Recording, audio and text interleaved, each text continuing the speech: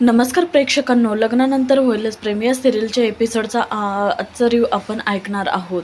तर आता इकडं पार्थ आणि जीवा, नंदिनी काव्य यांच्या हळदीचा इकडं समारंभ चाललेला असतो. तर आता इकडं पार्थ हा काव्यासाठी तिच्या आवडीची पेस्ट घेऊन आलेला असतो. तर तेच दुसरीकडे जीवा मात्र नंदिनीच्या आवडीचा वडापाव घेऊन आलेला असतो. तर आता इकडं हळदीचा कार्यक्रम चालू असतो, हळद कुटण्याचा. तर आता इथं रम्या मात्र सुकी हळद घेते, कारण तिलाही तिच्या नावाची हळद कुटायची असते. तर प्रेक्षकांनो, आता तुम्हाला काय वाटतं, ह्या लग्नामध्ये आता नवीन काय विघ्न आणणार आहे रम्या आणि वसवाते, हे कमेंट करून नक्कीच सांगा. आणि असंच एपिसोडसाठी आपलं चॅनल नक्की सबस्क्राईब करा. भेटूया अशाच एका नवीन प्रोमो सोबत. तोपर्यंत धन्यवाद.